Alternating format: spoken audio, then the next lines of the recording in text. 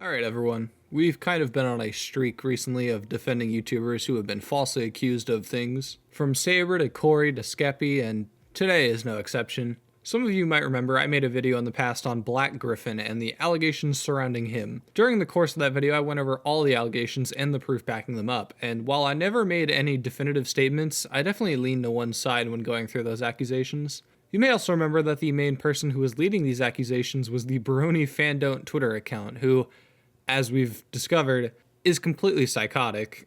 Well, recently a lot of new information has come out about Gryph0n, including some interviews and other information that basically clears him of mostly everything. A YouTuber by the name of BedHead made a 3-hour-long video all about both Gryph0n and also mostly about Bonk.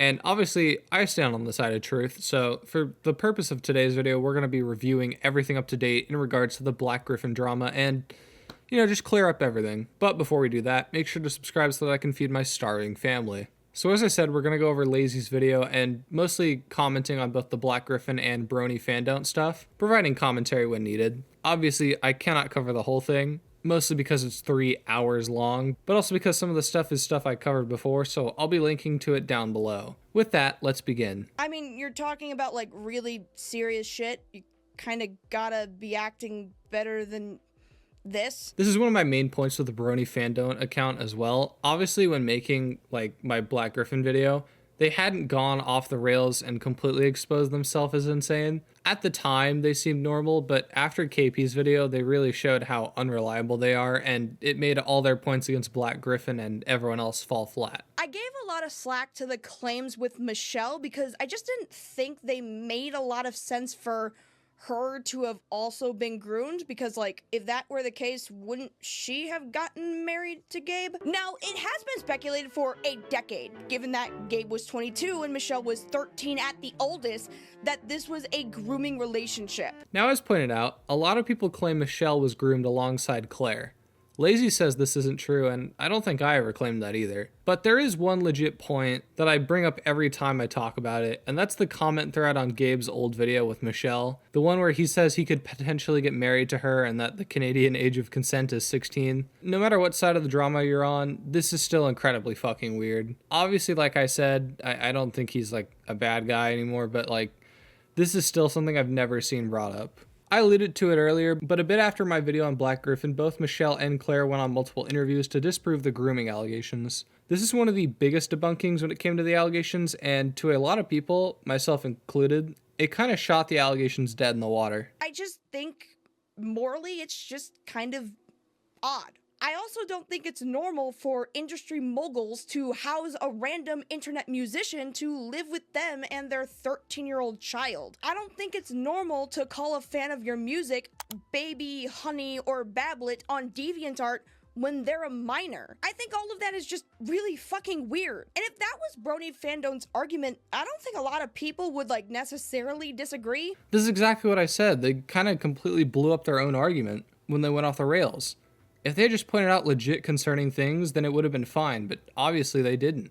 If there was a legit argument when it came to these allegations, then Brony fandom's unhinged behavior made sure there wouldn't be an argument anymore. But with that, why don't we talk about the people themselves? The only point that this document brings up that I do somewhat agree with. Pony Fan Don't, or Doink as he is asked to be called, has made some very concerning posts using the Pony Fan Don't account. Aside from defending other Twitter users of drawing sexualized pony characters and claiming that it's fine because they're not real children that exist. Alright, so this isn't even like a new thing, I guess. This account has just always been completely unhinged. Like, I don't know a lot about My Little Pony. I get laid, I don't know why I would.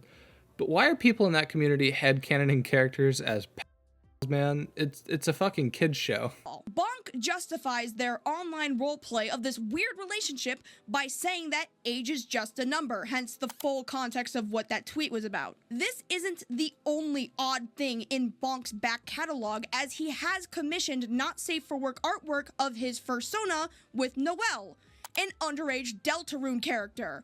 Wow, okay, so they really do just suck. I mean, shit. I can see it says this happened 13 years ago, but as we'll see later, it doesn't really matter because they have a lot of these stances in modern day too. You can't go on the whole Hunter arc after like doing shit like this and still holding the stances in modern day. That's disgusting. However, what Bonk wants to do is not only inflate these moral issues in terms of like a legal matter, but now they want to fight with Claire and Michelle when they don't identify as victims. Bonk even goes as far as to call them just as awful as Gabe, and I don't see how that helps anyone. See, this is exactly why I dropped the claim when Claire did that interview. I'm not going to argue someone's a victim when they themselves don't want to be. Even if Bonk does make a point that I do agree with, like an age gap relationship where one of the parties was underage when they first met is really weird and uncomfortable. I can't disagree with that. The logistics of that relationship will always be up for question and speculation inherently because of how Gabe and Claire met. But even if Bonk makes a good point, he is so defensive and will fight tooth and nail with everyone. He doesn't pick his battles wisely. He just wants to fight just to fight. And we saw this with Saber Spark. After that whole fiasco, all the Brony Fandom account did was double down and call that dude a racist over like legitimately nothing. They physically do not have the ability to just concede on anything or just take the L. This is someone who thinks they're smarter than anyone, therefore they have to be right in every instance of drama they get in. Listen, man, sometimes you win some, you lose some. Bonk essentially uses the justification of their drawings. There's not a crime actually happening because they're fictional characters and you can't victimize a cartoon character. How are you a Hunter and like completely fine with Lolly? Like, I understand they were a minor at the time for some of this shit, but as Lazy points out, they still stand by some of this today. So like, what's the excuse then? This has to be some type of like gene that they inherited. Like there has to be some type of thing that makes it so they physically cannot accept a loss. Somebody handed me the character sheet for Bonk's character, and it turns out Bonk has something of a rape fetish. I mean, I don't even know what to say to that one. I think it just kind of speaks for itself. One of the biggest red flags about Bonk is their friendship and frequent defense of Wootmaster. For those who are unaware, Wootmaster is a My Little Pony artist who likes to draw not safe for work pony and furry characters. However, many of his subjects of interest are usually not within the age range where that would be appropriate. For example, Smolder from My Little Pony and Spike are usually depicted as younger characters, yet Wootmaster has drawn both and retweeted porn of these younger characters. So at what point do we just call everything projection? I'm sorry, man, but at a certain point, I just gotta say you're projecting everything wrong with you onto every person you're criticizing. There's not really any other defense. That crosses the line greatly for me. If I had any thought that Wootmaster wanted to get with actual children, I would not be talking about Wootmaster. In any good sense, at least. All right, let's just put this into perspective. To make this argument, you have to say this while totally cool with the fact that this person is drawing characters that are underage, specifically for the purpose that people can beat their cocks to it.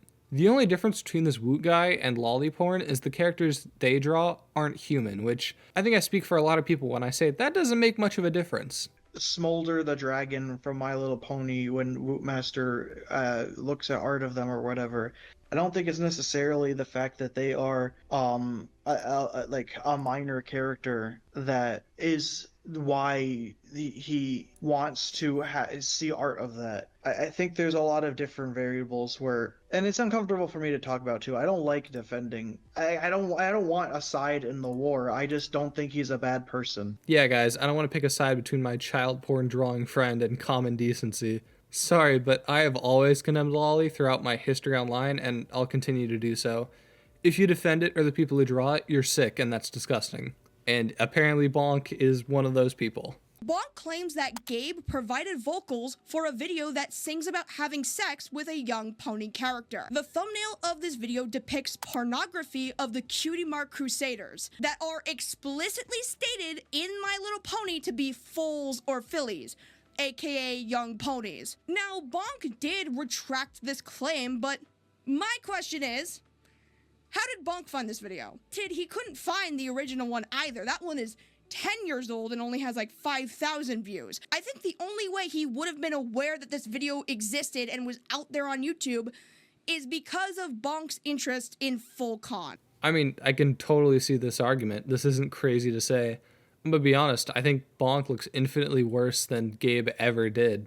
You may disagree, but I sure as shit don't. And I mean, I understand why, but getting into literal arguments with people that you're trying to convince are grooming victims is just not how you get people to self-reflect on their potentially harmful relationships. When I first covered Black Gryph0n and heard of the cease and desist stuff, I kinda laughed because I thought it made Gabe look much worse.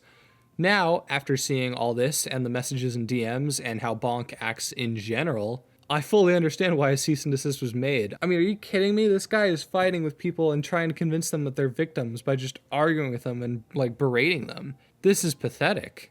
It's kind of crazy to just so adamantly fight with someone and call them a victim when they themselves don't claim to be. I mean, wouldn't you want Claire to not be a victim?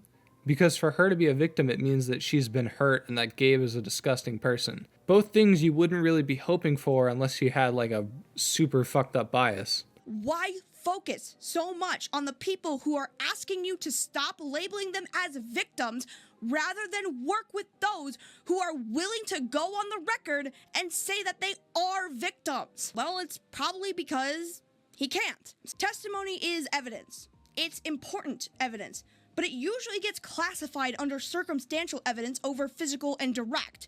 See, what you don't understand, Lazy, is that to Bonk, when someone makes an accusation, it's basically true. Like I said, we saw that with Saber. They called Saber a racist because someone anonymously said so. Like, this person legitimately is just mentally unhinged. There's then a huge section about Ian, Claire's dad.